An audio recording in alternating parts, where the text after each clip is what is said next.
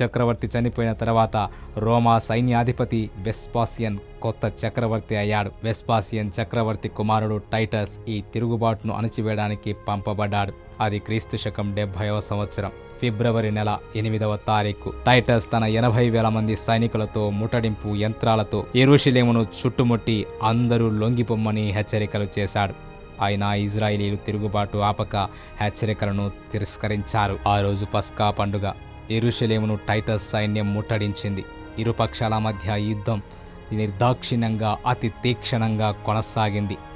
రోమా సైనికుల మీద యూదులు పెద్ద పెద్ద రాళ్లతో దాడి చేశారు. మరిగిన నూనె రోమా సైనికుల మీద పోశారు. వీటన్నిటినీ సహించలేని రోమా సైన్యం రెచ్చిపోయింది. యూదులందరినీ బందీలుగా చేసి ప్రతినాడు యేసుక్రీస్తును పిలాతు ముందు నిలవబెట్టి వీనిని సిలువ వేయము అని కేకలు వేసిన యూదులు వాని రక్తం మా మీదను మా పిల్లల మీదను ఉండునుగాకని పలికిన మాటలు అక్షరాలా నెరవేరాయి. యెరూషలేము అంతా సిలువ శవాలతో నిండిపోయింది. ప్రతి గోడ మీద వందలాది మంది వ్యక్తులు సిలువ వేయబడ్డారు. రోమా సైనికులు యూదా యాజకులను హతమార్చి దేవాలయాన్ని కాల్చివేశారు.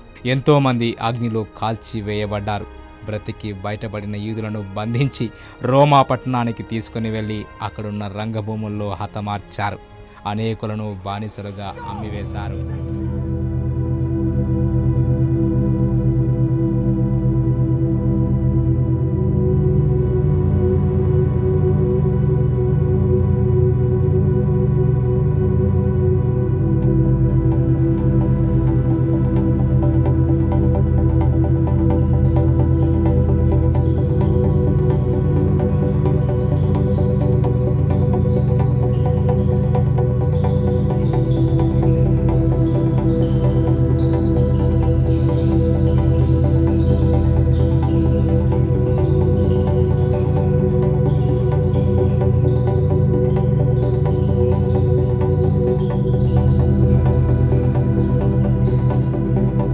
ప్రభువునందు ప్రియులారా, ఈ సందేశాలు మీకు నచ్చినట్లయితే దయచేసి లైక్ చేయండి, సబ్స్క్రైబ్ చేయండి, పక్కనే ఉన్న బెల్ బటన్ నొక్కండి.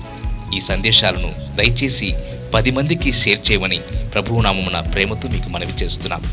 Thank you. Praise the lord.